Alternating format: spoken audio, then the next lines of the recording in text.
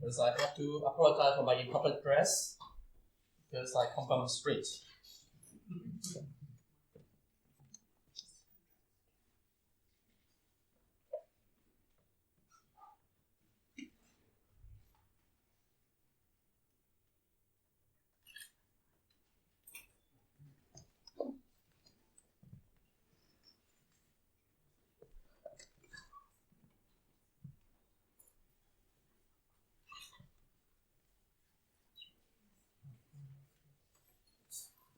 I'm GY Chen from Hong Kong.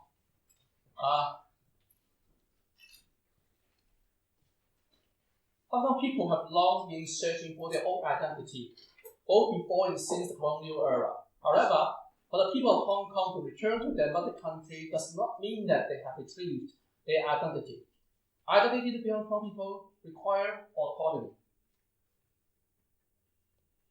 After many long years struggling, but in vain, for the true democracy with universal suffrage, for the chief executive and all the legislative councillors, in 2014, a massive protest movement broke out in Hong Kong, which led to a 79-day occupation.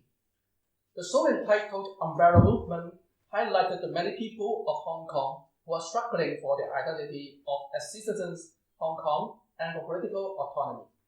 The Umbrella Movement also led to, or maybe it is better to say, revealed to Hong Kong theology that works out on the street. Occupy Central with love and peace. In 2013, in pursuit of true, democratic, and universal suffrage for the chief executive in 2017, and the legislative councillors in 2020, the assistant professor of Hong Kong, University of Faculty of Law, Benny Tai, will change in the middle, joined by Chen Qingman, professor of sociology, Chinese University of Hong Kong, and Reverend Chu Yu Ming of Taiwan Baptist Church, proposed a movement to occupy Central with love and peace. Benny Tai believed this action was the most destructive weapon of civil disobedience. The occupation would begin in July 2017. The free occupation initiators expected a democratically formed government would create a good and just Hong Kong to deal with the growing gap between rich and poor by providing the equitable distribution of resources and equal opportunities to everyone in all walks of life. Above all, they prophetically thought that democratic vision of justice and equity has its origins in the messianic hope for a society in which the reign of God's Son will become a reality. On the contrary, the China State Party only wanted to guarantee her autocratic rule over Hong Kong.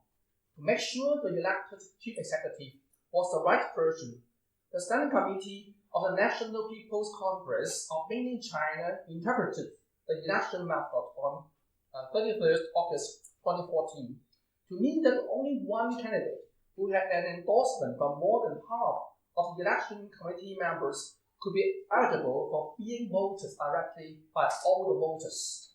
The problem was the election committee did not reflect the popular view of people in Hong Kong. Young people showed their anger to this fake election. To protest, students' organizations called for the boycott of classes for a week from 22nd to 26th September 2014, without having received a positive answer and wanting to further pressure to the Hong Kong Special Administration Region government. On the last day of the class boycott, hundreds of radical students gathered before and then occupied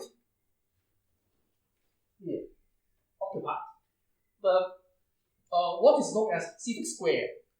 This is a place. It actually is the east wing forecourt of the central government offices. To respond to the occupation, the then chief executive C.Y. Leung Cheng-ying orders the police to disperse the students protesters with 87 tear gas wounds on a Sunday evening, 28th of September.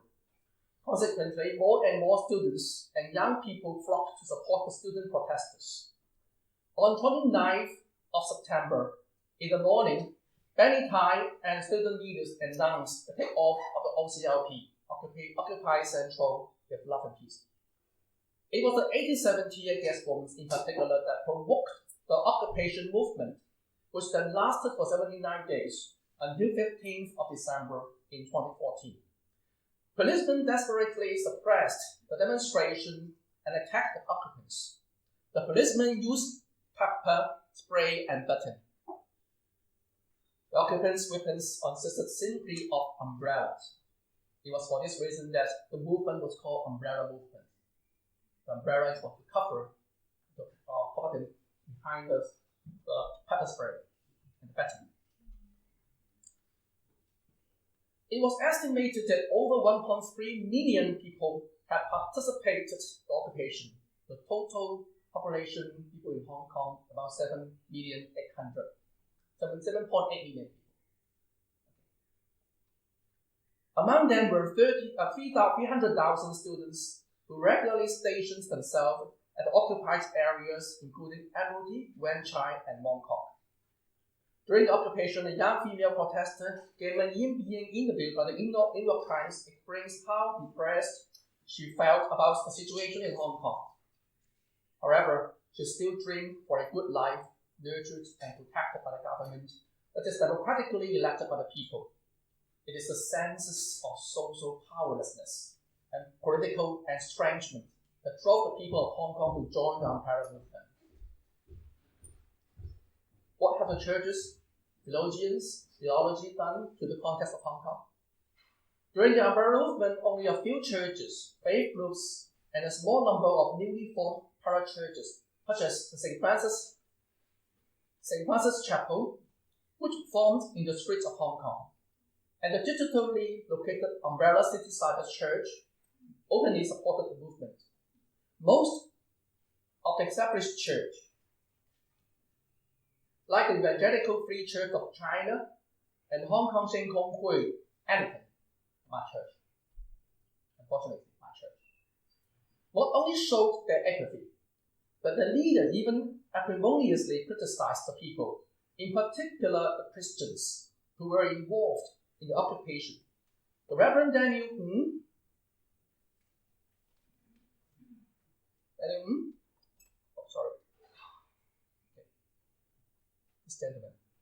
The Reverend Daniel openly opposed OCLP and threatened that church members who participated in the umbrella movement might possibly be excommunicated. He said Christians should pray for authority, respect the government, and assist the government or the ruling party in achieving the designated goals. The Archbishop, my Archbishop, of the Anglican Church in Hong Kong, Paul Kong, expressed his doubt, saying that universal suffrage is not a panacea, and he conclusively affirmed that God of the Bible is a God of all mankind who, because he loves all people, desires to see all people living harmoniously with each other. However, Dr. Lap Yan Kong, Associate Professor in the Department of Cultural and Religious Studies at the Chinese University of Hong Kong, agreed that a liberation theology might be applicable to this context of the umbrella movement. Building on Sobrano's atonement model of the Gong process, poses liberation theology as the answer to the challenge of Hong Kong. He suggests that 1. Liberation must be pursued first and foremost from and for the oppressed people, rather than from the reference point of political power. 2. A church should live among the poor if it is to be a church for the poor. 3.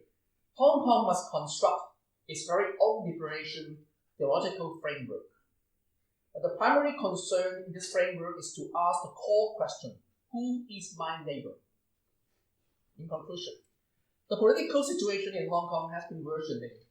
The Hong Kong Special Administrative Region government has been strengthening its effort to suppress democracy in Hong Kong.